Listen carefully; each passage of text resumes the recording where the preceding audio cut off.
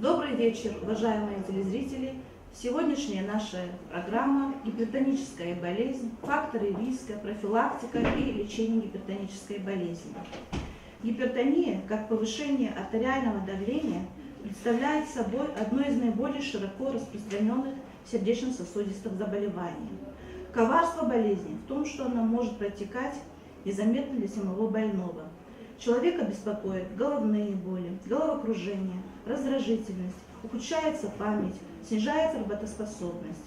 Отдохнув, он на время перестает ощущать эти симптомы и принимает их за проявление обычной усталости и годами не обращается к врачу. С течением времени гипертензия прогрессирует, постоянными становятся головные боли, головокружение, перепады настроения. Возможно значительное ухудшение памяти и интеллекта. Гипертоническая болезнь поражает людей в наиболее трудоспособном возрасте, отмечается длительным и упорным течением, развитием тяжелых осложнений, таких как инфаркт миокарда, инсульт, сердечная недостаточность и почечная недостаточность, сопровождается снижением трудоспособности, вплоть до инвалидности. Как и любое хроническое заболевание, гипертония поддается коррекции лишь при условии постоянной и грамотной терапии, а также требует от больного осознанного изменения образа жизни. Только сочетание этих двух факторов позволяет поддерживать оптимальное артериальное давление, а значит и сохраняет хорошее самочувствие и трудоспособность на долгие годы. Распространенность гипертонической болезни среди женщин и мужчин приблизительно одинакова.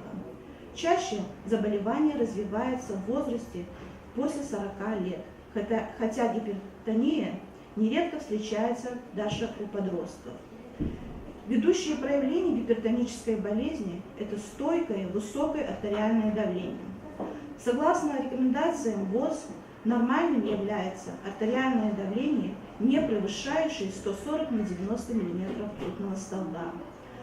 Превышение систолического показателя свыше 140-160 мм ртутного столба и диастолического 90-95 мм ртутного столба, зафиксированного в состоянии покоя, при двукратном измерении на протяжении 2 врачебных осмотров считается гипертензией.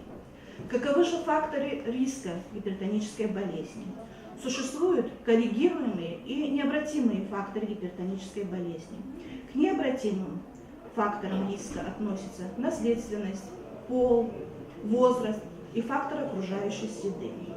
К коррегируемым факторам риска относятся курение, употребление алкоголя, стресс, атеросклероз, сахарный диабет, избыточное потребление соли, гиподинамия и ожирение.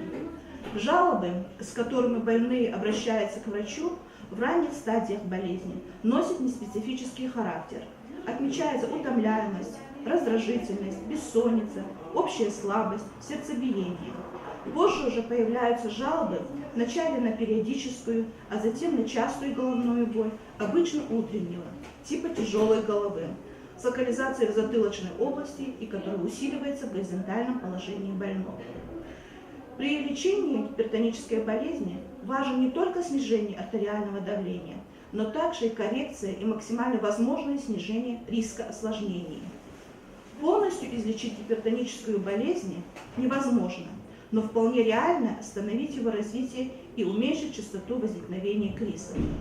При любой стадии гипертонической болезни необходимо нормализация избыточного веса, потребление соли уменьшить до 5 граммов в сутки, ограничить употребление алкоголя, полный отказ от курения, регулярные физические нагрузки и нормализация сна. В комплексном лечении больных с гипертонической болезнью важное место отводится и лечебному питанию. Диета для больных гипертонической болезнью должна быть полноценной, сбалансированной, содержать достаточное количество белков, углеводов, жиров, витаминов, минеральных солей и микроэлементов.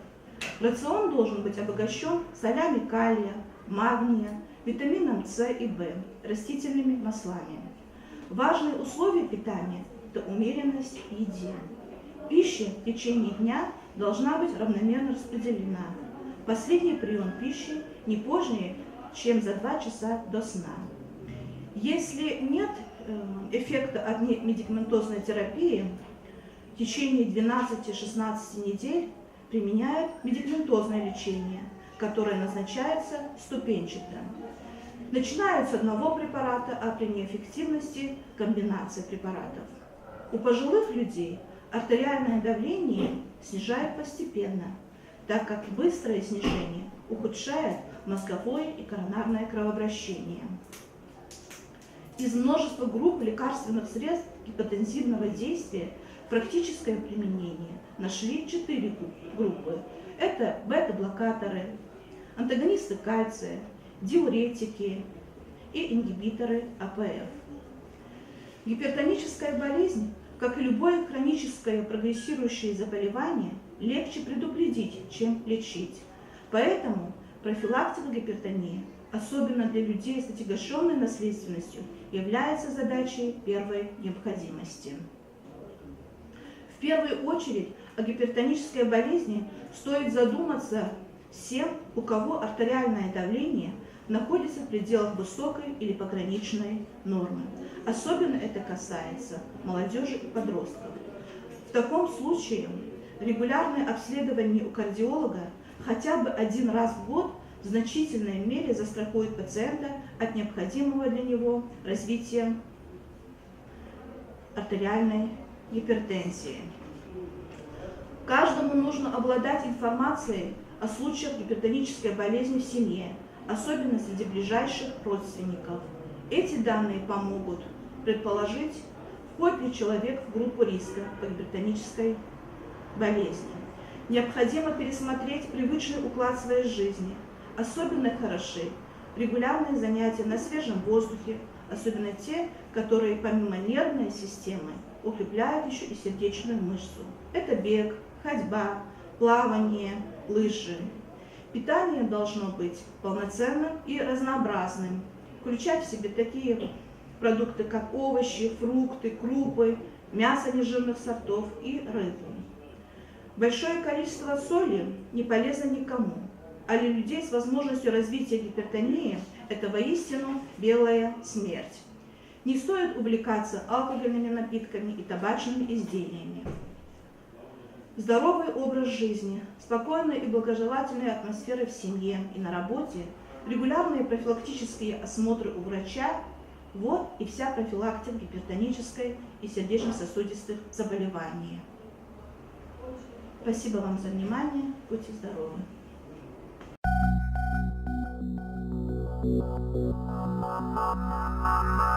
Thank you.